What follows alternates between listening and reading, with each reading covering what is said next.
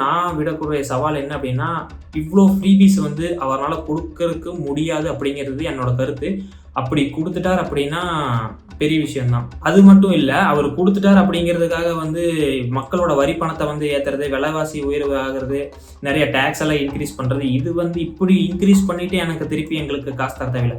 எங்களோட வரி பணத்த வந்து கம்மி பண்ணிட்டு, அதற்கு மேல உங்களால என்ன பண்ண முடியுமோ, எப்படி காசு சம்பாரிச்சு எங்களுக்கு குடுக்க முடியுமோ குடுங்க. அந்த 2500 குடுக்கலனாலும் பரவால்ல.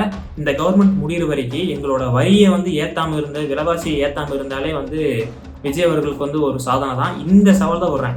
விலைவாசி உயர்வை ஏத்தாம உங்களால ஃப்ரீபீஸ் குடுக்க முடிஞ்சா குடுங்க. அப்படி குடுத்துட்டு எங்ககிட்ட இருந்து புடுங்குற மாரி இருந்தா அந்த ஃப்ரீபீஸ் வேணாம். விஜய் அவர்கள் வந்து இந்த ஆட்சியை எப்படி கம்ப்ளீட் பண்ண போறாரு? இத வந்து எவ்வளோ பிரச்சனைகள சால்வ் பண்ண போறாரு? இந்த தமிழ்நாட்டுல வந்து மாற்றம் நடக்கும், ஒரு மாறுதல் நடக்கும், எல்லாருக்கும் நல்லது நடக்கும் அப்படிங்கிற மாரியான நம்பிக்கை வந்து வெகும் பெரும்பாலான மக்கள் கிட்ட வந்து இருக்கு. அவங்களுக்கு வந்து இந்த விஜய் அவர்கள் ஆட்சி அமைச்ச உடனே வந்து நெறைய பேர் சந்தோஷமா இருக்காங்க. நமக்கு வந்து இனிமேல் நல்லா தான் நடக்க போகுது அப்படிங்கிற மாரி.